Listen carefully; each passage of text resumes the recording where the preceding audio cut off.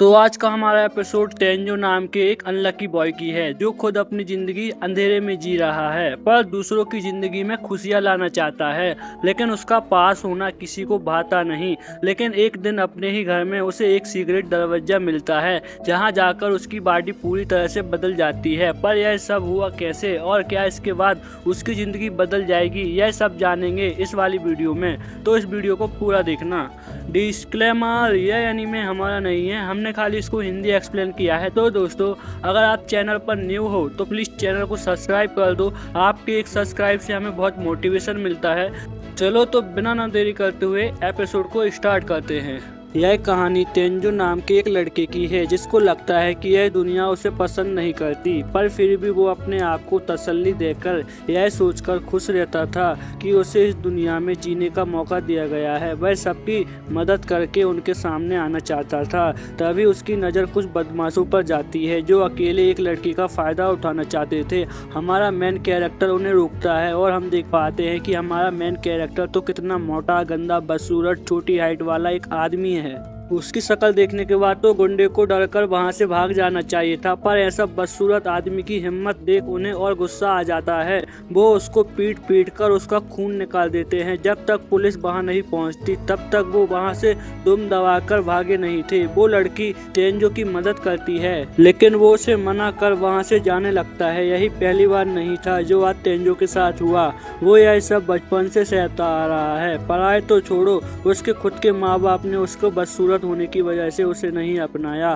तेंजो जो कि एक वेल सेंटर फैमिली से है, उसे कभी वह प्यार नहीं मिला जो उसके छोटे भाइयों को दिया जाता है, क्योंकि वह दिखने में अच्छे थे। सिर्फ तेंजो के दादा ही थे जो तेंजो को प्यार करते थे। उनकी ही बोली गई बातों को सुनकर वह दूसरों की मदद करने की कोशिश करता है। उनके गुजरने के बाद उन्होंने सारी प्रॉपर्टी तेंजो के नाम पर करवा दी। उनके बनाए गए बिल की वजह से तेंजो के माँ बाप उसे चाहकर भी प्रॉपर्टी छीन नहीं सकते थे।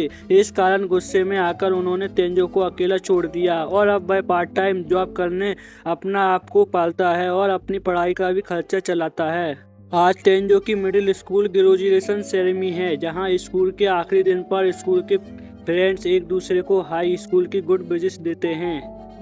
वहीं तेंजो को सिर्फ गालियां मिली थी। आज भी स्कूल के पुलिस तेंजो को पीटते हैं और उसको बचाने की बजाय सब उसकी फोटो खींच रहे होते हैं। आज तेंजो की जॉब भी छूट गई है उसके लेट हो जाने की वजह से। तेंजो हार मान चुका है, वह थक चुका है और अपने आप को यह दिलासा देकर कि कभी तो उसकी ज़िंदगी भी बदलेगी। जब वह शीशों पर अपना गुस्सा उतार रहा था तभी गलती से उसे एक सीक्रेट कमरा मिल जाता है। तेंजो के दादा को वर्ल्ड एक्सप्लोर करने का शौक था, इसलिए जब भी वह किसी देश में जाते वहां से कुछ न कुछ लेकर आते और यही सब शायद इनका इकट्ठा किया गया खजाना है।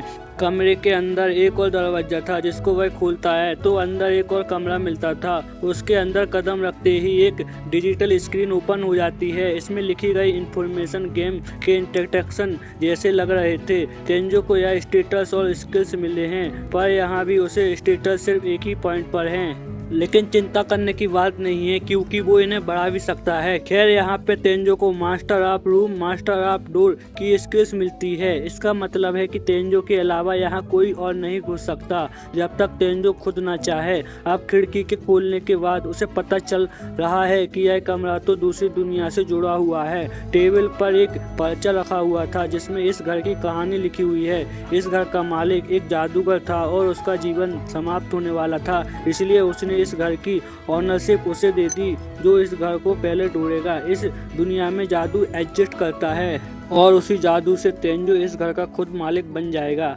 वहाँ कमाल के हथियार भी रखे हुए थे जिनको तेंजो जब बाहर लेकर आता है उसे उन्हें यूज करने की स्किल्स मिल जाती है। अब इसी तरह तेंजो हर एक वेपन को बाहर लेकर आता है और उसे सबकी स्किल्स मिल जाती है। ऐसा इसलिए हो रहा है क्योंकि तेंजो दूसरी दुनिया से आया है। अब अचानक से तेंजो के सारे weapon skills martial art skills में इन्वॉल्व हो जाते हैं। तेंजो अपने सभी वेपन्स आइटम बॉक्स में रख रहा था। अचानक से वहां एक डीमन अटैक कर देता है, लेकिन वो बैरियर को पार नहीं कर पाता क्योंकि ये घर के उसके पुराने मालिक के जादू से प्रोटेक्ट किया गया है। यह मॉन्स्टर ब्लड वगैरह है जिसका लेवल 300 है। वह पास के पेड़ को उखाड़ के तेंजो के ऊपर मारता है, लेकिन कोई फायदा नहीं था। अब तेंजो मजे मजे में उस जादूगर का भाला उस मॉन्स्टर पर फेंक के मारता है और उसकी बॉडी में हाल हो जाता है। वह खत्म हो गया था। यह देख के तेंजो की फट जाती है, लेकिन ओगिर को मार के तेंजो का लेवल 100 हो गया था और उसके स्टेटस भी 1000 प्लस हो जाते हैं। इस दुनिया के मॉन्स्टर्स को मारने से तेंजो उसे मिले गए रिवॉर्ड्स को असली दुनिया के पैसों में कन्वर्ट कर सकता है। अब असली दुनिया में आते ही तेंजो की बॉडी दर्द से टूटने लगती है। जब सुबह तक बॉडी में बहुत बदलाव आ चुके थे, उसकी बॉडी फिट और हाइट भी लंबी हो चुकी थी, लेकिन तेंजो अपने आप को नहीं देख सकता था क्योंकि घर का शीशा तो उसने तोड़ दिया था। वैसे भी वो अपनी बदसूरत शक्ल देखना भी नहीं चाहता। दूसरी दुनिया में तेंजो को अपने नाप के कपड़े मिल जाते हैं। इस दुनिया में अलग अलग किस्म के पौधे हैं। तभी वहाँ पर 200 लेवल का एक स्लाइम मॉन्स्टर आ जाता है जिसको तेंजो आसानी से खत्म कर देता है। उस मॉन्स्टर से मिले गए नेकलेस को तेंजो गले में पहन लेता है और उसे ही मिली गई काफी जेली को खा लेता है और जो आइटम अब तक बच गए थे तेंजो उनको पैसे में कन्वर्ट कर उसकी स्कूल यूनिफॉर्म सिलवा लेता है।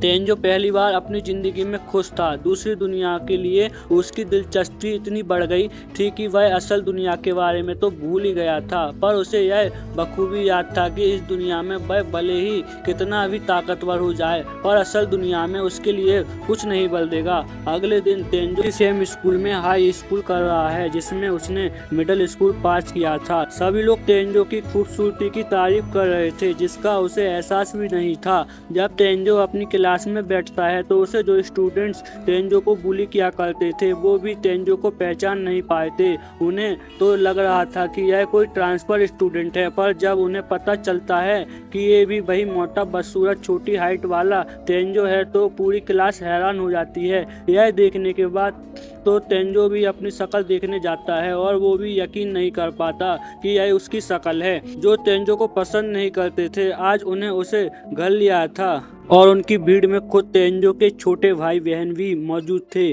वो सब जानना चाहते थे कि इन कुछ छुट्टियों में तेंजो में इतना बदलाव कैसे आ गया।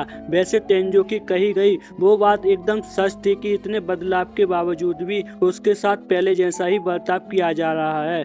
तभी वहाँ वही लड़की एक लंबी कार से वहाँ आती है। तेंजो को यह लड़की ठीक से याद नहीं थी, उसे भी तेंजो अलग लग रहा था। खैर वो उसे याद दिलाती है कि वह वही लड़की है जिसको उसने बचाया था। तेंजो को भी याद आ गया था, पर वह उससे पूछता है कि उसे उसका नाम कैसे पता, तो वह बताती है कि उस दिन उसे तेंजो को थैंक्स करने का मौका नहीं मिला था तो उसने इस पर इंफॉर्मेशन निकाली।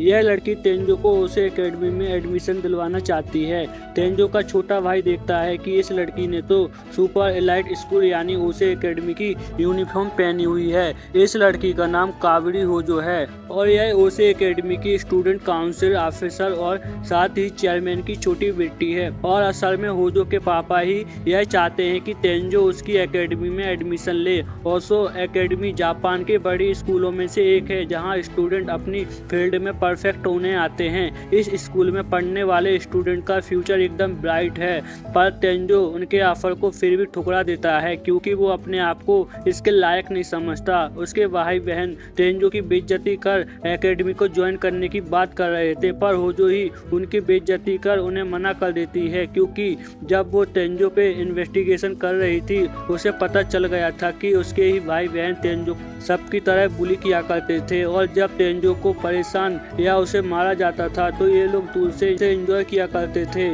बात रही तेंजो की, उसे एकेडमी के लिए ग्रेड से बढ़कर स्टूडेंट्स का अच्छा स्वभाव ज़्यादा जरूरी है जो कि तेंजो में है। तभी होजो का सेक्रेटरी तेंजो को स्कूल दिखाने की बात करता है।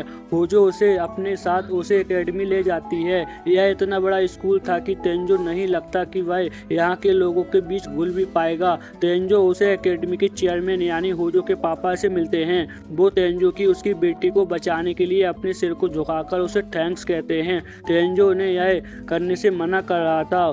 होजो कहती है कि उसे अपने आप पर गर्व करना चाहिए, क्योंकि वहाँ इतने लोग होने के बावजूद सिर्फ तेंजो ही था जिसने उसकी मदद करनी चाहिए, और यही चीज तेंजो को इस स्कूल के लायक बनाती है। तेंजो को ट्यूशन की भी चिंता करने की भी जरूरत नहीं है, पर फिर भी तेंजो अपने आप को एग्री नहीं कर पा रहा है तो कि वह जीनियस लोगों के स्कूल में पढ़ सकता है। चेयरमैन तेंजो से पूछते हैं कि उसके नजरिए में जीनियस कौन होते हैं। तेंजो का कहना था जो सब कुछ कर सकते हैं वही जीनियस होते हैं, पर चेयरमैन का मानना कुछ और था। उनके नजरिए में जीनियस हम लोगों से अलग नहीं होते, उनके काम करने का तरीका उन्हें अलग बनाता है। वो किसी काम को करने का सही तरीका और आसान तरीका ढूंढ लेते हैं। उनकी यही मेहनत उन्हें भीड़ से अलग बनाती है। हाँ, यह सच है कि मेहनत टैलेंट को हरा नहीं सकती, लेकिन तब जब टैलेंट बच्चा मेहनत करना न छोड़े। यहाँ तेंजो नई नई चुनौतियों का सामना करेगा, जिससे उसे भी अपनी काबिलियत का पता चलेगा। ना जाने क्या चेयरमैन की बातें तेंजो को उसके दादाजी की याद दिला रही थी।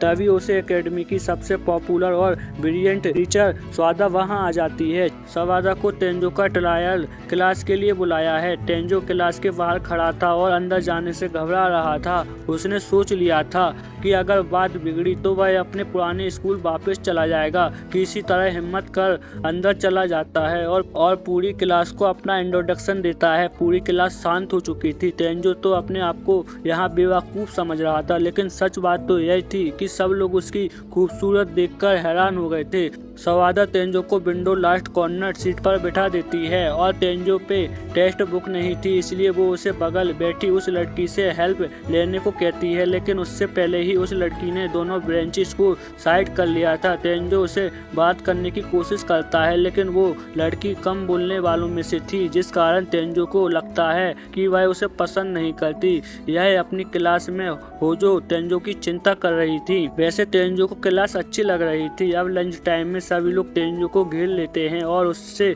पर्सनल तरह तरह के क्वेश्चन पूछने लगते हैं। तब रियो नाम का स्टूडेंट उसे बचा लेता है, जो कि बात करने में बहुत अच्छा था। तेंजो को यह देख के हैरानी हो रही थी। रियो तेंजो लंच के लिए इनवाइट करता है। इधर का खाना अच्छा होने के साथ साथ बहुत सस्ता भी था। साथ ही एक स्पेशल आइटम सभी को एकदम फ्री प्रोवाइड किया जाता है। रियो का दोस्त सिंगो उन्हें अपने पास बुलाता है। सिंगो भी उनकी क्लास में है। उनके बीच एनीमे की बात चल रही थी। तेंजो यह देख के हैरान था कि यह स्टूडेंट्स एनीमे देखते हैं। वैसे कैफेटेरिया में सभी लोग तेंजो को ही घूर रहे होते हैं। उसे लग रहा था उसके ड्रेस की वजह से सब उसे घूर रहे हैं, जो कि यहाँ पे सबसे अलग है। रियो उसको बताता है कि यह सब उसके चेहरे के कारण हो रहा है। खैर, वो लोग उससे पूछते हैं कि अभी वह कौन से क्लब में है। इस वक्त तो तेंजो कोई भी क्लब में नहीं था, पर रियो स्पोर्ट्स में बहुत अच्छा है, इसलिए उसे कई स्पोर्ट्स क्लब से ऑफर मिलते रहते हैं, जिसमें वह कंफ्यूज होकर होम क्लब को ही ज्वाइन कर लेता है। और सिंगो तो वीडियो गेम क्लब में है। स्कूल में गेम ला सकते हैं, क्योंकि टीचर को पूरा भरोसा है कि स्टूडेंट्स क्लास में इसे यूज नहीं करेंगे। स्कूल एंड होने के बाद तेंजो फिर से चेयरमैन से मिलने जाता है, जहां पर उनके स्कूल की तारीफ करता है, पर जब तक वह अपने आप को इस एकेडमी के काबिल नहीं समझता। रूम के बाहर होजो उसका इंतजार कर रही थी। वो तेंजो को डिसीजन जानने का वेट कर रही थी। तेंजो पूरी तरह शांत तो नहीं है, लेकिन उसको भी यह वापस आना अच्छा लगेगा। इसके बाद होजो उसे अपने साथ मार्केट ले जाती है। होजो खुद भी यहाँ पहली बार आई है, क्योंकि उससे पहले उसके पास ऐसा कोई नहीं था जिसके साथ वह आ सकती थी, और पहली बार भी वह तेंजो के साथ ही आई है। तेंजो शर्मा जाता है और बात को बदलने के लिए वो उसे आइसक्रीम ट्रीट देता है। दोनों को आइसक्रीम बहुत पसंद आती है और ये दोनों कहते हैं एक साथ। तेंजो को यह मजा तो आ रहा है, लेकिन उसे इस बात का भी डर लग रहा है कहीं उसका ज्यादा खाने की वजह से वेट वापस पहले जैसा ना हो जाए। तभी उसे ध्यान आता है कि उसे होजो से पूछना था उसने पहचाना कैसे था, क्योंकि पिछली मुलाकात के बाद तेंजो में बहुत बदलाव आ गए हैं, जिसमें आज भी वही पहले जैसी मासूमियत है। तभी होजो गुस्सा हो जाती है, क्योंकि अभी तक तेंजो उसे उसके सेकंड नाम से ही बुला रहा था। वो दोनों अच्छे दोस्त बन चुके हैं, इसलिए वह चाहती है कि तेंजो उसे उसके पहले नाम से बुलाए, यानी वो उसको कावरी कहकर पुकारे। तेंजो घबरा गया था, क्योंकि जापान में किसी का नाम बस वही ले सकता है जो उसका खास हो या प्रेमी हो। खैर, तेंजो उसे कावरी कहकर लेकर बुलाता है, जो सुन वो इतनी खुश हो जाती है कि वह तेंजो को उसकी झूठी आइसक्रीम से बाइट लेने को कहती है। तेंजो के दोनों गाल लाल हो गए थे क्योंकि ऐसा करने से उन दोनों के बीच पहली इनडायरेक्ट किस हो जाएगी। तेंजो उसकी बात मानकर उसे खा लेता है और उसका टमाटर जैसा लाल चेहरा देख कावरी को भी एहसास हो गया था कि उसने कितनी बड़ी भूल कर दी। वो उससे इसके लिए माफी मांगती है। अब उन दोनों के बीच awkward सिचुएशन को खत्म करने के लिए तेंजो भी कावरी को अपनी आइसक्रीम खाने देता है। उन दोनों के बीच का क्यूट मूवमेंट देखकर आसपास के सभी लोग उन्हें क्यूट कपल समझने लगते हैं। So beautiful, so elegant, just looking like a wow. इसके बाद तेंजो ब्लड ओगरे से मिले कपड़े पहनकर वापस दूसरी दुनिया में आ जाता है। सबसे पहले वो स्लाइम मॉन्स्टर को खत्म करता है, पर अब अच्छे लेवल के मॉन्स्टर्स को मारने के बाद भी तेंजो का लेवल काफी धीरे धीरे बढ़ रहा था। अब शायद उसे अपना लेवल बढ़ाने के लिए बैरियर की दूसरी तरफ जाना होगा, जहाँ उसके साथ कुछ भी हो सकता है। उसके बाहर कदम रखते ही उसे किसी का चिल्लाने की आवाज आती है। तेंजो उस आवाज का पीछा करते हुए कई घायल सिपाहियों के बीच पहुंच जाता है, जिसको उस गॉब्लिन जनरल ने मारा था। यहाँ एक लड़की की जान खतरे में थी। उसको बचाने के लिए वह सीधा उसे भिड़ जाता है, लेकिन यह कोई आम गॉब्लिन नहीं था। पर अब तेंजो भी काफी ताकतवर हो गया है। उसका ध्यान उस लड़की की तरफ गया ही था कि वो फिर से उस पर हमला कर देता है। तेंजो को उससे लड़ने में परेशानी हो रही थी, लेकिन वो अपने तरह तरह के वेपन्स को इस्तेमाल कर उसे खत्म कर देता है। लेकिन वह ज्यादा देर वहाँ रुक नहीं पाता क्योंकि उसे बचाने वाला कुछ लोग वहाँ आ गए थे। वैसे तेंजो सोच रहा है कि उसे अपने लिए कुछ कपड़े खरीद लेना चाहिए। उसके पास उसकी साइज की एक लौती यही टी शर्ट है जो जादूगर के जादू की वजह से गंदी नहीं होती, लेकिन वह एक ही कपड़े में भी तो नहीं घूम सकता, इसलिए वह कपड़े खरीदने मॉल आया है। यही इसी मॉल में किसी एड की शूटिंग भी चल रही थी, लेकिन अब तक मेल मॉडल शूट पर पहुंचा नहीं है। इस कारण शूटिंग को लेट करना पड़ रहा था और लोगों को अपने दूसरे कामों पर भी जाना था, इसलिए फोटोग्राफर सभी को मॉल से किसी हैंडसम लड़के को लाने को कहते हैं। और यहाँ तेंजो अब अपने लिए कपड़े चूज कर रहा था, तब दो अचानक से लड़कियां उसके पास आती हैं। तेंजो को लगता है कि ये दोनों उससे जबरदस्ती कपड़े बेचने आई हैं, तो वो अनजाने में एक अलग ही अंदाज में उन्हें मना करके वहां से निकल जाता है। तेंजो उन लड़कियों को चिंता हो रही थी कि कहीं उन्हें उसकी बात बुरी न लग जाए, लेकिन तेंजो के अंदाज के बाद वो लड़कियां वहां से हिल ही नहीं पाती। वो अभी तक हैरान थी कि इतने हैंडसम लड़के ने उनसे बात कही। यहाँ उस फोटोग्राफर की नज़र तेंजो पर जाती है। वो उसके कपड़े खरीदते वक्त दबोच लेता है और उसे शूटिंग के लिए ले आता है। शूटिंग तो बढ़िया चल रही थी, लेकिन ये क्लोजअप शॉट से उसे अनकंफर्टेबल कर रहे थे। यहाँ दूसरी दुनिया में हम उसी लड़की को देखते हैं जो कि अब तक उसके बारे में सोच रही होती है, जिसने उसे बचाया था। हमें पता चलता है कि यह अपने किंगडम की राजकुमारी है और अब वो उस शख्स को ढूंढने जा रही है जिसने उसे बचाया था। यहाँ तेंजो की शूटिंग भी खत्म हो गई थी और अभी वह फीमेल मॉडल मियो के साथ बैठा हुआ है, जहाँ वह बिल्कुल भी कंफर्टेबल नहीं है। खैर वो उसके काम की तारीफ करता है जो दूसरों को दिखने में तो आसान लगता है, पर असल में मॉडलिंग है बहुत मुश्किल। वो उससे पूछता है कि उसने मॉडलिंग करने का फैसला कैसे लिया।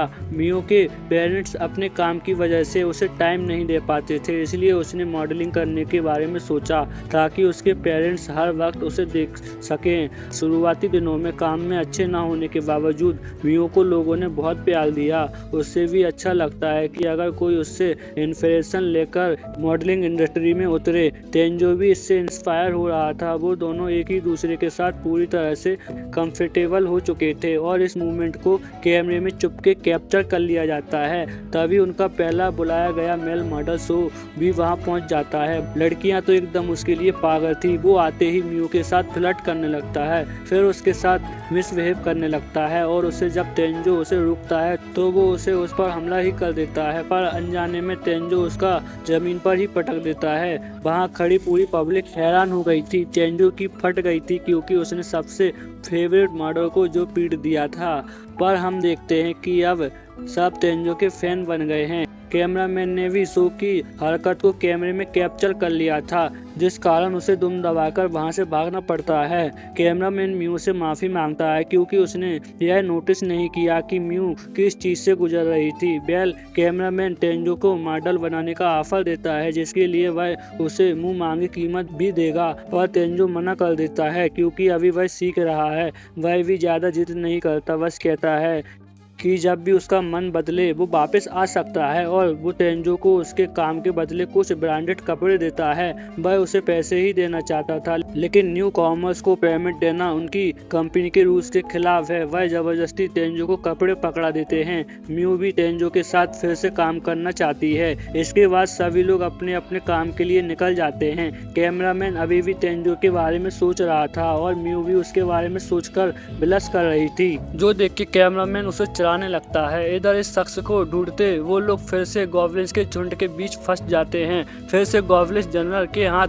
फ्रेंच की जान खतरे में थी, लेकिन फिर से तेंजो उसको बचा लेता है और सभी गॉब्लिन खत्म करके उसने सिपाहियों को भी हील अप से हील कर दिया था। अब तभी फ्रांसिस आगे आके तेंजो को मैरिज के लिए प्रपोज कर देती है। इधर म्यू की एजेंसी भी तेंजो की शक्ल देखने के बाद उसे अपनी एजेंसी का मॉडल बनाने के लिए कोई भी कीमत में उसको लाने की जिद कर रही है। कैप्टन सोल्जर ओवन प्रिंस की बातों से गुस्सा कर रहा था, तो प्रिंस भी भड़क जाते हैं और वह लोग वही बहस करना शुरू कर देते हैं। अब तेंजो उन्हें जंगल के अंदर उसके घर चल के बात करने को कहता है। उनको बड़ा झटका लगता है कि तेंजो इतने खतरनाक जंगल में रहता है। खैर वो लोग तेंजो के घर पहुंचकर उससे अपने बारे में बताते हैं। तेंजो भी यह जानकर हैरान हो गया था कि लक्ष्या असल में राजकुमारी है। उसे डर लग रहा था कि कहीं उसे सजा ना दी जाने वाली हो, लेकिन ऐसा कुछ भी नहीं होने वाला था। उल्टा उनके मन में सवाल बन रहा था कि तेंजो तो यहाँ का लगता ही नहीं। प्रिंसेस तो तेंजो को दूर देश का राजकुमार समझ रही थी,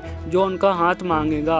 ओवन को तो शक था कि यह कोई जासूस भी हो सकता है, पर उसे देखकर ऐसा लगता नहीं। और वैसे भी वो लोग उसको ही ढूंढने आए हैं ताकि प्रिंसेस उसे थैंक्स कह सके। लेकिन थैंक्स कहते कहते तो वो उसके साथ फ्लर्ट करने लगती है और उसे फिर से मैरिज के लिए प्रपोज कर देती है। लेकिन तेंजो मना कर देता है क्योंकि यह सब बहुत जल्दी हो रहा है। लेकिन लक्ष्या भी उसका कहना मान लेती है क्योंकि प्यार के रास्ते में दो कांटे मिलते ही हैं, और वह प्यार ही क्या जो आसानी से मिल जाए। इसलिए वो अपनी लव स्टोरी की शुरुआत फ्रेंडशिप से करती है। तेंजो के कभी दोस्त नहीं रहे, इसलिए वह भी दोस्त बनाना चाहता है। वैसे तेंजो को उनके साथ राजमहल जाना होगा क्योंकि किंग उस शख्स से मिलना चाहते हैं जिनने उनकी बेटी को बचाया था, पर यह सब अचानक से हो रहा है और कुछ जल्दी ही हो रहा है, इसलिए तेंजो जब चाहे तब आ सकता है। इसके बाद वो लोग किंगडम के लिए निकल जाते हैं। उन्हीं के किंगडम के बाहर हम एक झोपड़े को देखते हैं। इसके अंदर बैठा एक अनजान शख्स लक्ष्या को मरवाना चाहता है। उसने उसे मारने की दो बार कोशिश की है, लेकिन उसके आदमी दोनों पर नाकामयाब रहे। हमें पता चलता है कि यह शख्स लक्ष्या से उस चीज का बदला लेना चाहता है जो उसने उसके साथ किया है। खैर तेंजो आज अपने स्कूल जा रहा है। अब वो इतना हैंडसम हो चुका है कि सभी लोग सिर्फ उसको ही घूरते रहते हैं, जिससे उसे परेशानी भी होती है। वैसे उसे एकेडमी में उसका इंटरवेट कंप्लीट हो चुका है। अब वो उसी क्लास में है जिसमें उसने ट्रायल लिया था। पहली क्लास खत्म होने के बाद गेम पीरियड था, जहां रियो फुटबॉल मैच में धमाल मचा रहा था। तेंजो एक जगह बैठकर उनका मैच देख रहा था। तभी उसकी ही क्लास की एक लड़की कायदे उसके पास बैठकर उससे बात करने लगती है। तभी फुटबॉल मैच के दौरान एक स्पेशल मूव लेते वक्त बॉल गलती से उनकी ओर ही आने लगती है। अगर यह शॉट कायदे को लगता तो वह काफी घायल हो जाती, पर तेंजो अपनी परफेक्शनल बॉडी से उसे बचा लेता है और उसका यह मूव देखकर सब लोग हैरान भी हो गए थे। तेंजो कायदे से पूछता है क्या वो ठीक है, जिस पर वह इस बार शर्मा कर हाँ कह देती है। तभी वहाँ लड़का भी अपने घुटनों पे आके कायदे से माफी मांगता है, पर कायदे को तो उससे नाराजगी थी ही नहीं। रियो भी कहता है कि यह लड़का दिल से बुरा नहीं है, इस लड़के का नाम आकारी है। वो तेंजो को थैंक्स कहता है उसे कायदे को बचाने के लिए। वैसे कैरे को एक गलतफहमी है कि उसे लगता है कि वह एकेडमी में बहुत पावरफुल है। इस पर सभी लोग उस पर हंसने लगते हैं। इसके बाद गस्ट चेंजिंग रूम में सिर्फ तेंजो की ही बातें चल रही थी। उनकी बातें सुनकर कावरे भी वहां पहुंच जाती है। कायदे उसे गेम पीरियड की सारी बात बता देती है। सभी लड़कियों के लफ्जों से सिर्फ तेंजो का ही नाम चल रहा था। उनको तो लगता है कि तेंजो की कोई गर्लफ्रेंड भी होगी, जिस पर कायदे और कावेरी दोनों एक साथ भड़क जाती हैं। खैर, तेंजो की क्लास का इंग्लिश का पीरियड शुरू हो चुका था और इस वक्त कावेरी की क्लास का गेम पीरियड था। तभी वहां एक बाइकसर गैंग का झुंड ओसे एकेडमी के गेट को तोड़कर एकेडमी के अंदर घुस जाता है। ये लोग रेड ऑगर गैंग है, जिनका एक मेंबर वही है जो तेंजो के पिछले स्कूल में बुली किया करता था। इन लोगों को तेंजो के भाई बहन ने हायर किया है कावेरी को नुकसान पहुंचाने के लिए। उस दिन कावेरी ने जो इनकी इंसल्ट की थी वो उसका बदला लेने आए हैं। साथ ही वो इस चीज से वो ज्यादा गुस्सा है कि उनके बेवकूफ भाई को यहाँ एडमिशन मिल गया। ये लोग पुलिस के आ जाने से पहले कावेरी का किडनैप करना चाहते हैं। तो ये जो उसे बचाना चाहता था, लेकिन इतना ताकतवर होने के बावजूद उसका शरीर कांप रहा था। वो भले ही ताकतवर हो गया है पर आज भी उसका दिल उतना ही कमजोर है। वो अपने गाल पे चांटा मारता है और अपने आप को होश में लाकर बिल्डिंग के फोर्थ फ्लोर से कूद जाता है। सभी स्टूडेंट ये देखकर डर गए थे, लेकिन तेंजो को कुछ भी नहीं होता। वो तेजी से कावेरी के पास पहुंच जाता है। बाइकर गैंग गुंडे उसके ऊपर टूट पड़ते हैं। उन सभी को डॉज करते हुए तेंजो कावेरी के पास पहुंचने की कोशिश कर रहा था, लेकिन वह अपने साथ एक सूमो रेसलर भी लेकर आए थे, लेकिन उसकी ताकत तेंजो के उसकी जगह से हिला भी नहीं पाती। उल्टा तेंजो ही उसे फेंक देता है। ये देखकर लोग इतना ज्यादा डर गए थे कि अब वो खुद ही तेंजो के लिए रास्ता बनाने लगते हैं। यह उनके लीडर से बर्दाश्त नहीं होता। इस बार वह खुद मैदान में उतरता है, लेकिन बाइक के साथ भी वह तेंजो को टच भी नहीं कर पा रहा था। उल्टा वह अपना बैलेंस खोकर अपना एक्सीडेंट करवा लेता है। शाम तक पुलिस भी वहां पर पहुंच चुकी थी। वो पूरी बाइक गैंग के साथ तेंजो के भाई बहन को भी अरेस्ट कर लेती है। कावेरी थक कर बेहोश होने वाली थी, पर तेंजो उसे पकड़ लेता है। वहां तेंजो का छोटा भाई बाइकर गैंग की गाली दे रहा था, तो उनका लीडर उसका गला दबा देता है, क्योंकि उसकी वजह से ही वो लोग यहाँ पे फंसे हैं। उसकी बहन उसे बचाने की कोशिश करती है, तो वो उसे भी लात मार के अलग कर देता है और लगभग अपनी सांसें छोड़ने ही वाला था कि तेंजो उसका हाथ पकड़ के उन्हें अलग कर देता है। इस वक्त तेंजो का इतना गुस्से में था कि उनकी हिम्मत ही नहीं होती। उसके भाई बहन उससे पूछते हैं कि उसने उनके लिए ये क्या किया। तेंजो के भाई बहनों ने जो भी उसके साथ किया है वो शायद कभी इसके लिए माफ नहीं कर पाएगा, लेकिन आखिरकार में वो उसका परिवार ही है। ये सुनकर वो दोनों अपने घुटनों पर आ जाते हैं और उससे अपनी गलतियों के लिए माफी मांगते हैं। वैसे आज जब तेंजो वापस दूसरी दुनिया में आया तो उसके मन में ख्याल आया कि इस जंगल में रहने वाले मॉन्स्टर्स इतने ताकतवर हैं, अगर यह झुंड में हमला कर दे तो पूरा शहर तबाह हो सकता है। पर यह कभी जंगल से बाहर निकलते ही नहीं हैं। तो वह सोच रहा था कि आखिर क्यों इस जंगल के मालिक ने यही जगह क्यों चुनी घर बनाने के लिए। वैसे अब तो तेंजो को यहाँ की आदत हो चुकी है। अब जब तेंजो वापस घर की ओर जा रहा था, तभी उसे किसी के किरकिराने की आवाज आती है। वो एक पप्पी था जो एक मॉन्स्टर के हाथों मारा जाने वाला था। यह मॉन्स्टर बहुत ताकतवर है। तेंजो को भी उसके देखकर पसीने आ जाते थे। उसने वापस जाने का फैसला कर लिया था, लेकिन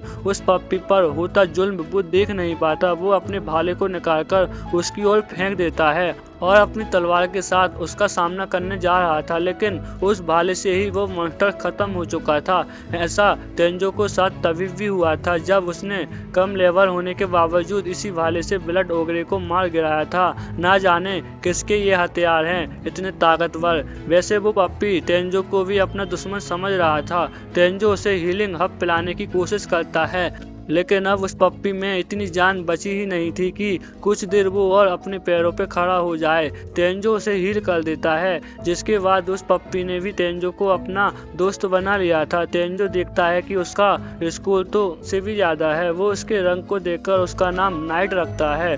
तेंजो ने इसको घर ले जाने का फैसला किया है। अब घर पहुंचने के बाद तेंजो को रिवॉर्ड में अचानक एक ब्रश मिलता है, जिसको वो नाइट को साफ करने में यूज कर देता है। वैसे इतने ताकतवर मॉन्स्टर्स को मारने के बाद भी तेंजो का लेवल बिल्कुल भी नहीं बढ़ा। इसके बाद तेंजो स्कूल जाता है, जहाँ पर वो अपने दोस्तों से पेट शॉप के बारे में पूछता है। तेंजो ने नया पेट लिया है।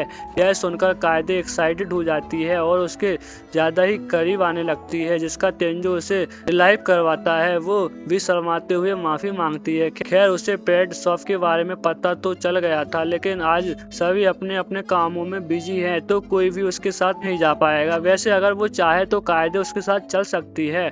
कायदे के मन में अलग ही लड्डू फूट रहे थे, क्योंकि वो दोनों अकेले जाने वाले हैं तो कायदे उसको डेट तो कह सकती है। अब पेट शॉप से वापस लौटने के बाद तो नाइट को पट्टा पहनाकर बाहर घुमाने ले जाता है।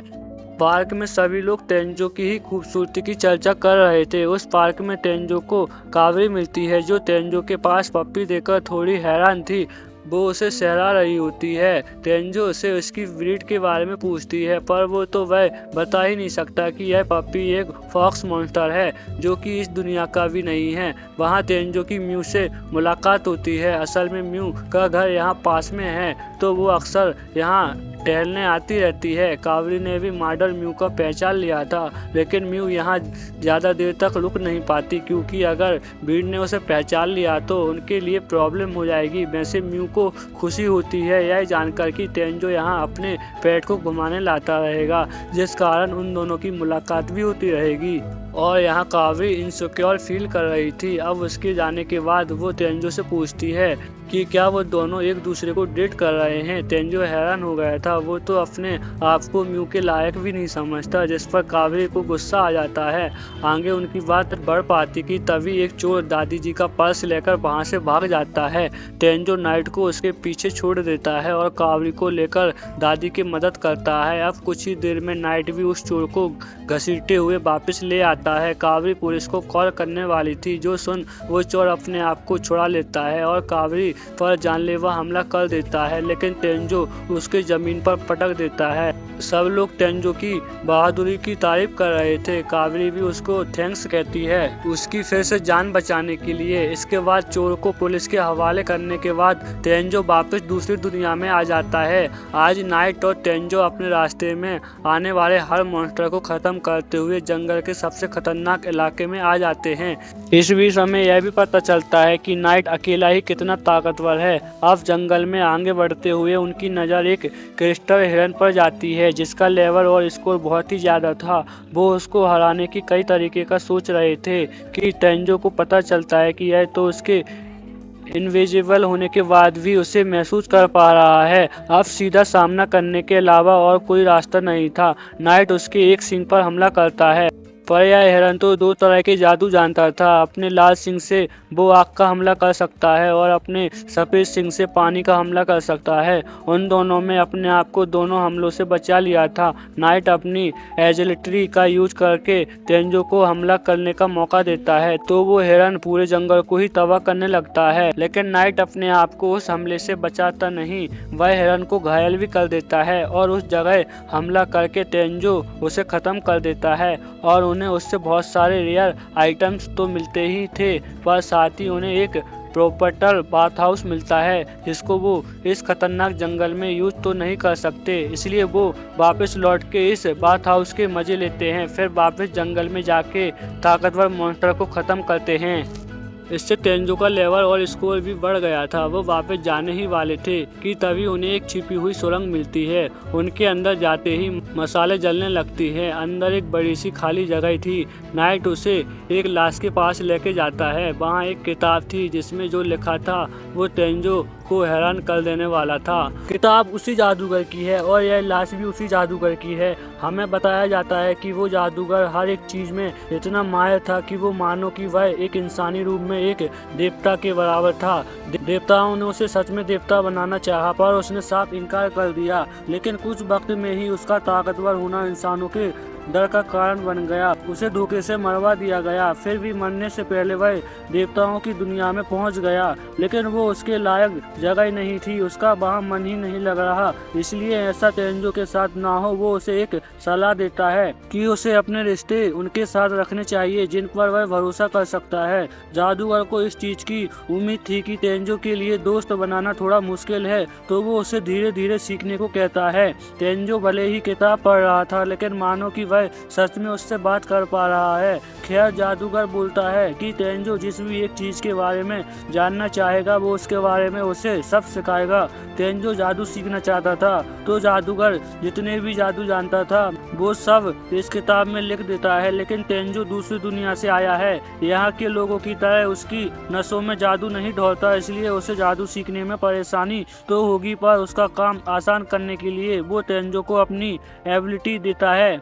इसके बाद वह लोग घर वापस आ जाते हैं और जादू को सीखने की कोशिश करते हैं। तेंजो अपने अंदर बहते जादू को महसूस कर पा रहा था। जादू को यूज करने के लिए उसके बारे में सोचना ही काफी है, यहाँ तक कि जादूगर अपनी मर्जी से अपने जादू को नाम भी दे सकता है। तेंजो सबसे पहले वाटर बॉल के बारे में सोचता है और वह वाटर बॉल को क्रिएट भी कर पाता है। नाइट भी यह करने में कामयाब हो गया था। वो दोनों एक पेड़ पर निशाना लगाते हैं जो कि इतना ताकतवर हमला बन गया था कि कई पेड़ वहां गिर जाते हैं।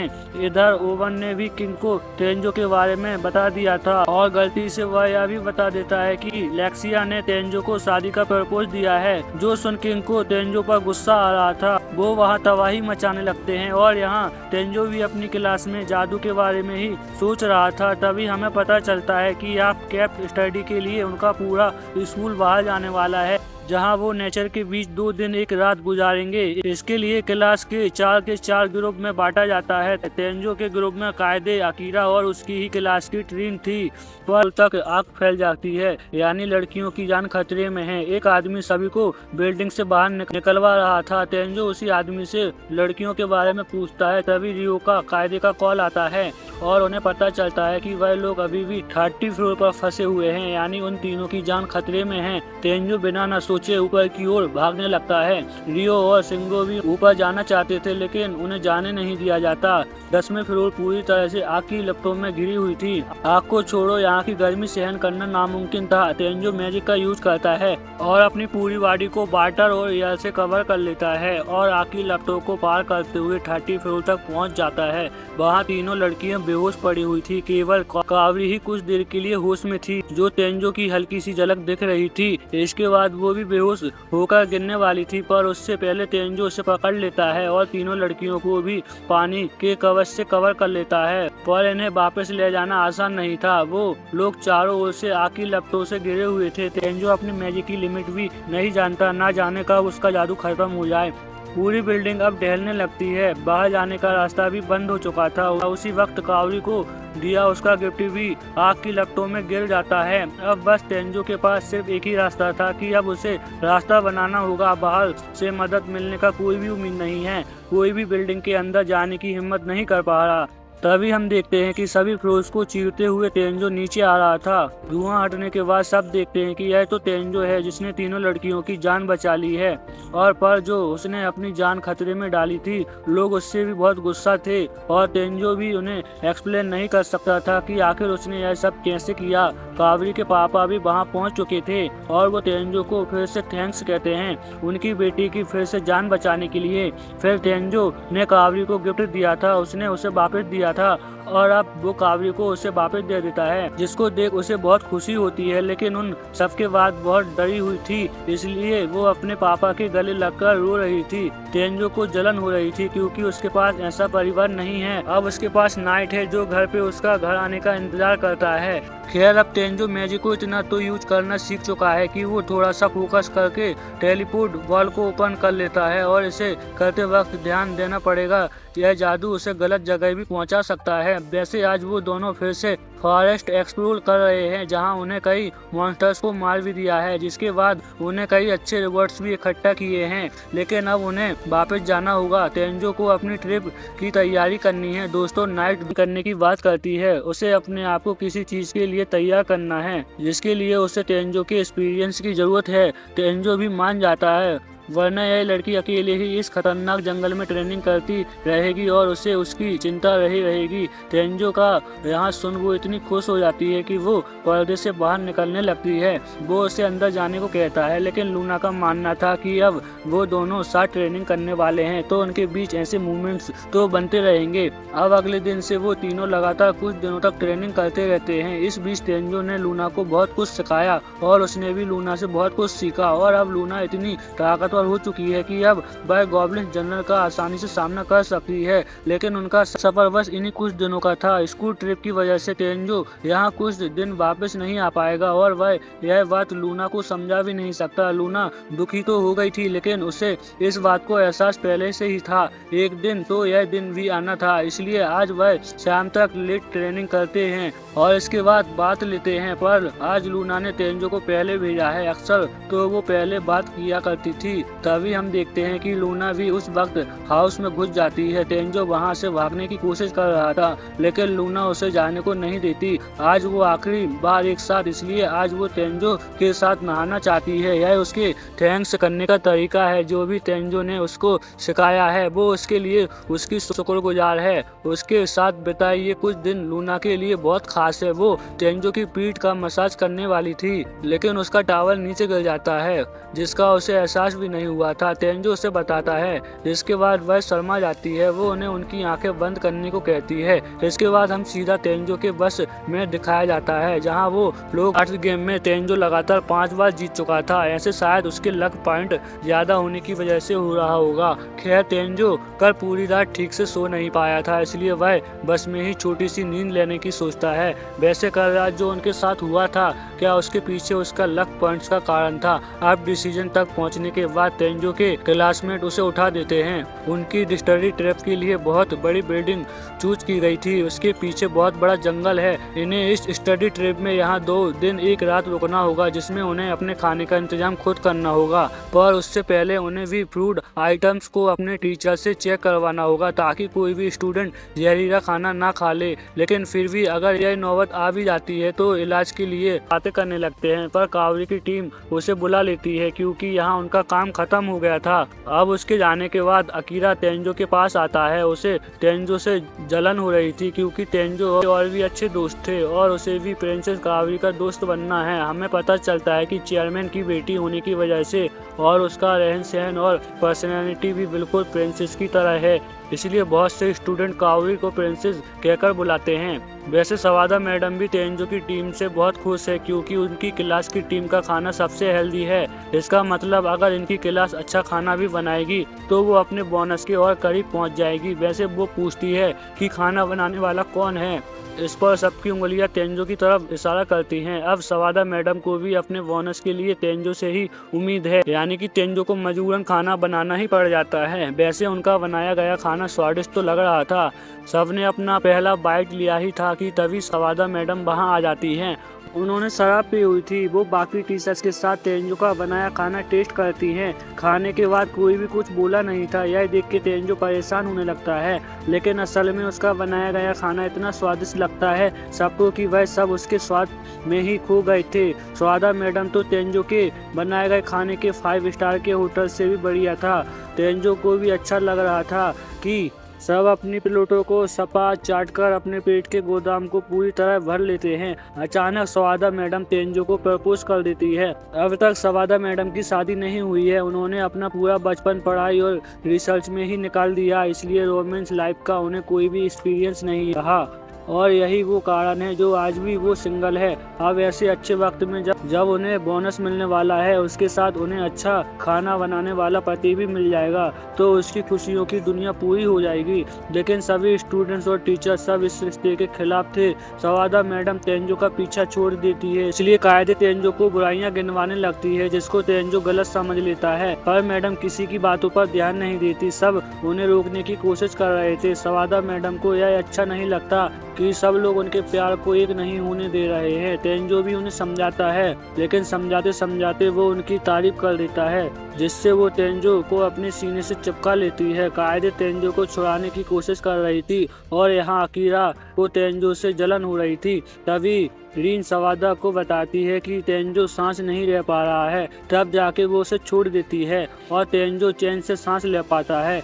अब इसके कुछ यह सच है कि आज उसकी वजह से उसकी जान बच गई। वह तेंजो को कोई पनिशमेंट नहीं देगी, बल्कि वह तोहफे में अगर वह चाहे तो वो उसके साथ शादी कर सकती है, जिसके लिए तेंजो उन्हें मना कर देता है। पर वह कहती है कि वो उसका इंतजार करेगी। वैसे अभी भालू बेहोश है, तब तक उन्हें पुलिस के आने का वेट करना होगा। डॉक्टर तो इस मरीज पे कुछ दवाइयाँ टेस्ट करना चाहती थी। तभी कावरी सबके लिए एक न्यूज लेकर आती है।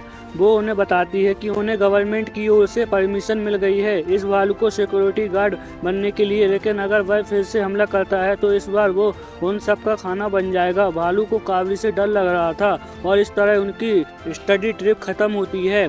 और यही वो दिन है जब तेंजो किंग से मिलने जाने वाला है, इसलिए वो ओवन और इसके सिपाहियों के लिए थोड़ा रास्ता साफ कर रहा है। इस बीच हम एक खरगोश को देखते हैं जो तेंजो पे नजर रख रहा था। तेंजो को उस मॉन्स्टर को मारने से एक मुखौटा मिलता है जिसको वह पहन लेता है। तभी राजमहल से लोग भी वहां आ गए थे। शुरुआत में उन्हें तेंजो के मुखौटों पे पहचानना नहीं आता था, पर लक्ष्या को तेंजो का मुखौटा बहुत पसंद आता है। खैर तेंजो उनके साथ चलने को राजी हो गया था, इसलिए वह तेंजो को ग्रीट करके उसे अपने साथ ले जाने वाले थे, पर तभी नाइट लक्ष्या पे हमला कर देता है।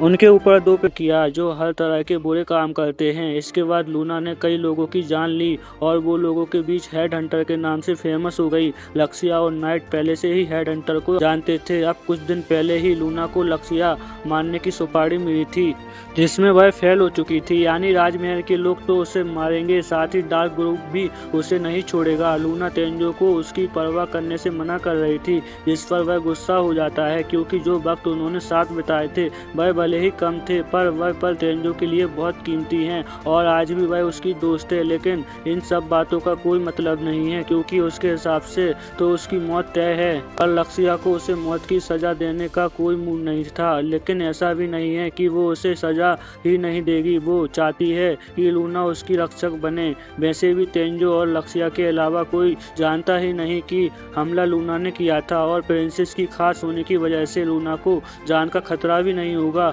लूना उसकी बात पर यकीन नहीं कर पा रही थी, जिस कारण लक्ष्या को उस पर गुस्सा आ जाता है, पर वो कहती है कि वो एक हत्यारी है जिसके हाथ खून से रंगे हुए हैं। उसे नहीं लगता कि वह उस सम्मान के लायक है। लक्ष्या उसके हाथ पकड़ के उसके मुलायम हाथों की तारीफ करती है। लूना उसे बताने ही वाली थी कि यह तेंजो के बात हाउस की वजह से हुआ है, पर वह बीच में ही रुक जाती है, जिस कारण लक्ष्या का गुस्सा और भी बढ़ गया था। वो अब उसे हुक्म देने लगती है। अब वो उसे हार गई है तो अब वो उसकी गुलाम है, यानी अब उसे उसकी सारी बात माननी पड़ेगी। इस बार तो लूना भी उससे डर गई थी और यह लक्ष्या के अंग रक्षक खुद मुसीबत में फंसे हुए हैं तो वह लक्ष्या को बचाने नहीं आ पाएंगे।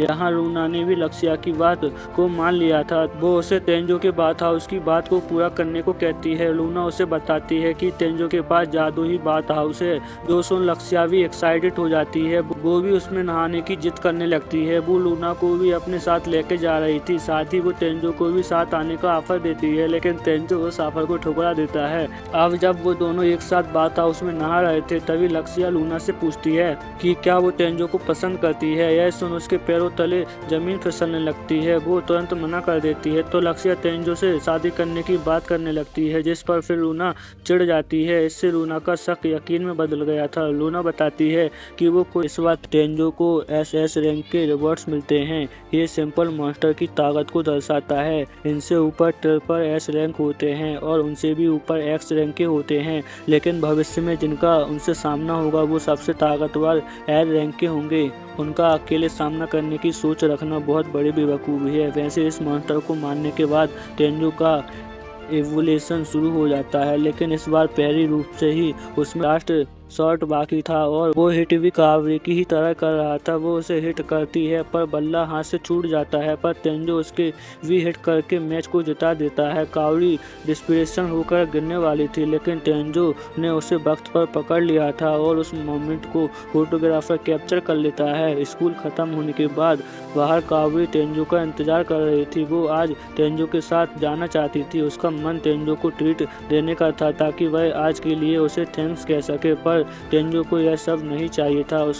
उसके साथ होना उसे खुशी देता है। यह सुन कावड़ी शर्म से एक जगह ही ठहर जाती है। वह तेंजो को अपनी आंखें बंद करने को कहती है। तेंजो एक खूबसूरत सुगंध को महसूस कर पा रहा था। वैसे कावड़ी को जो करना था वो कर चुकी थी और तेंजो को पता नहीं चलता असल में उसने तेंजो को किस किया था। और दूसरी दुनिया में हम रैबिट को देखते हैं जो एक लड़की का सामना कर रहा था।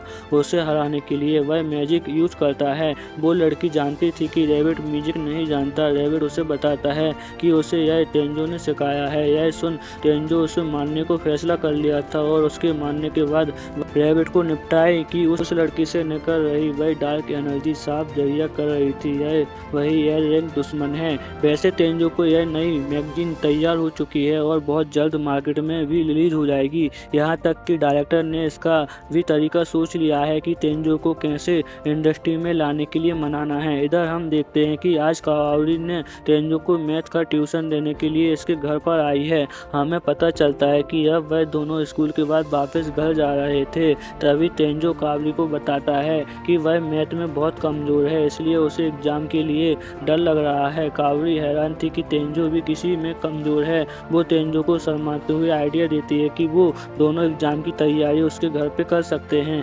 वही सोच के वो अब तक शर्मा रही थी। अचानक उसे वॉशरूम जाना था। उसके जाने के बाद तेंजो सोचता है कि क्या उसे वॉशरूम मिल भी पाएगा। हम देखते हैं कि कावरी वॉशरूम ढूंढते हुए उस कमरे में आ गई है जहाँ दूसरी दुनिया का दरवाजा है। वो अंदर जाती है, उससे पहले तेंजो वहाँ आ जाता है। अब छिपने से कोई फायदा नहीं था, इसलिए वह कावरी को इस दरवाजे की सारी सच्चाई बता देता है कि वो मैजिक भी यूज कर सकता है, जो कि उसने वहीं से सीखा था और इसकी ही मदद से उसने तुम्हें मॉल से बचाया था। तेंजो कावरी का हाथ पकड़ के उसे दूसरी दुनिया में ले जाता है। उसने उसे नाइट और आकाशुकी की भी सच्चाई बता दी थी। वैसे अब कावरी भी यहाँ डिजिटल स्क्रीन को देख पा रही थी। तेंजो के मुकाबले उसका स्टेटस अच्छा था।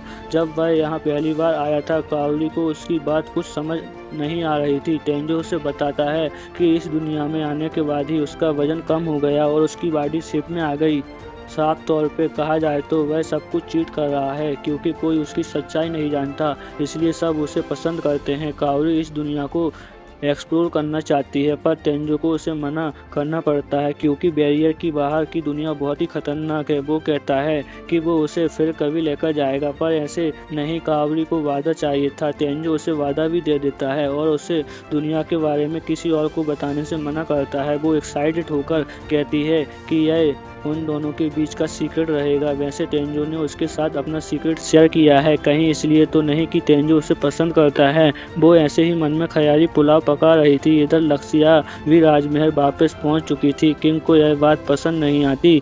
तेंजो इस बार भी उसके साथ नहीं आया। ओवन उन्हें बताता है कि वहाँ सिचुएशन थोड़ी गड़बड़ हो गई थी। किंग को शक था कि इन सबके पीछे इस लड़की का कारण है, तो लूना शान से उन्हें सच सच बता देती है। यह सुनते ही किंग अपनी तलवार उठा देते हैं और तेजी से लूना पर हमला कर देता है, लेकिन उसके करीब आते ही वो रुक गए थे। यह डेकल की तलवार है, जिसको अगर कोई रोकता है तो यह तलवार उसके दो हिस्से कर देती है, इसलिए लूना ने किंग के हाथों को रोका था। तभी लक्ष्या किंग को डांटती है और बोलती है कि अगर उन्होंने उसकी लूना को कुछ भी किया तो उनसे नफरत करने लगेगी। ये सुन किंग डर जाते हैं और अपने कदम पीछे कर लेते हैं और लूना से लक्ष्या का ख्याल रखने को कहते हैं। और इसके बाद किंग मुंह लटकाकर अपने कमरे में बैठ गए थे। वहाँ ओवन किंग को बताता है कि लूना डार्क ग्रुप की हेड हंटर है। यह सुन उन्हें झटका लगता है, क्योंकि वह खुद भी जानते थे कि हेड हंटर कितनी खतरनाक है। ओवन बताता है कि तेंजो ने उसे पकड़ लिया था और गलती से वो ये भी बता देता है कि लक्ष्या उसे घर एक रात रुकी हुई थी। यह सुनते ही उनका गुस्सा 10 गुना बढ़ गया था। उनके मन में गलत से ख्याल आ रहे थे। ओवन उन्हें समझाने की कोशिश करता है, लेकिन वह आउट ऑफ कंट्रोल हो चुके थे। इधर हम उसी आदमी को देखते हैं जिनने हेड हंटर को लक्ष्या की सुपारी दी थी। उसे अपने आदमियों से पता चलता है कि हेड हंटर उस जंगल वाले लड़के की वजह से अपने काम में नाकामयाब हो गई और अब प्रिंसेस की रक्षक बन गई। इन्हें यह भी पता चल गया कि उस जंगल वाले को राजमहल में निमंत्रित भी किया गया है। यह सुन उसे एक प्लान सोचता है। वो किंग और राजकुमारी पर हमला करेंगे और इल्जाम उस जंगल वाले लड़के पर लगा देंगे और राजा बनने के बाद वह उसे भी खत्म कर देंगे और इस प्लान में उनकी मदद करेगा यह जादूगर हथियार। वैसे उस टूर्नामेंट के बाद स्कूल से 3 दिन की छुट्टी मिली, तो तेंजो आज राजमहल जाने की सोच रहा था। वैसे अभी उसने जिस मॉन्स्टर को मारा है उसमें उसे आइटम बॉक्स के साथ सोने वाला गद्दा मिलता है, जिस पर आकाशुकी सोने वाला था, लेकिन उन पर इतना वक्त नहीं था। उन्हें राजमहल के लिए निकलना है। रास्ते में आने वाले गांव में तेंजो सबसे पहले एक ऐसी दुकान देखते हैं जहां से वह की वजह से जब लक्ष्या ने अपनी जादू से अपना आपा खो दिया था, तब उसकी चपेट में राजकुमार आ गए थे। किंग उसे उसकी बकवास बंद करने को कहते हैं, क्योंकि उसे हील कर दिया गया था। यह सच है कि राजकुमार को हील कर दिया गया था, लेकिन लक्ष्या का जादू कुछ अलग ही था। उसके जादू का असर उनके शरीर के अंदर से नोच रहा था। जिस दर्द को वह सहन नहीं किस चीज का बदला ले रही है, पर वो कुछ न बताकर तेंजो पर हमला करती जाती है। तेंजो उससे बचकर अपने आइटम बॉक्स से तलवार निकालता है और नाइट के साथ उस पर हमला कर देता है, लेकिन वो उछलकर उन पर उल्टा वार कर देती है। तेंजो उसे बचाते हुए अपने आर्मर को अपडेट कर लेता है और उसके पास पहुंचकर एक लात से उसे आसमान में उछाल देता है, जहां नाइट उस पर हमला करके उसके जमीन पर फेंक देता है, लेकिन उसे कुछ भी नहीं हुआ था। वो अपने मास्टर का नाम लेकर एक तीर पर उन पर छूटती है, जो कि बहुत ही ताकतवर था, पर तेंजो ने उससे भी अपने आप को बचा लिया था। वो अपने अटैक की पावर उस स्पीड को इंक्रीज कर देती है। तेंजो उसके हमले से बच ही रहा था कि तभी उसकी नज़र काओरी पर जाती है, जो इस लड़ाई के बीच फंस जाती है, पर उस लड़की का टारगेट सिर्फ तेंजो था। उसके अटैक ने तेंजो को कवच को भी तोड़ दिया था और अब वो ठीक निशाने पर थी, पर तेंजो उससे तीर की चपेट में आता। उससे पहले रैबिट वहां आ जाता। रैबिट को यहाँ आने में इतनी देर इसलिए लग गई क्योंकि वो इस लड़की का बायोडेटा निकाल रहा था। इस लड़की का नाम यूटी है और यह उस डिवाइन तीरंदाज की स्टूडेंट है जिसको धोखे से मरवा दिया गया था। इसका ही बदला वो सबसे लेना चाहती है। हमें पता चलता है कि ट्यूटी ने मास्टर ने सबको बचाने के लिए डिवाइन की पावर का गलत इस्तेमाल किया था और डिवाइन के रूल को तोड़ने की ही उन्हें सजा मिली थी, जिसको उन्होंने एक्सेप्ट भी किया था। पर यूटी उनकी बात को नहीं मानती और उन पर हमला कर देती है।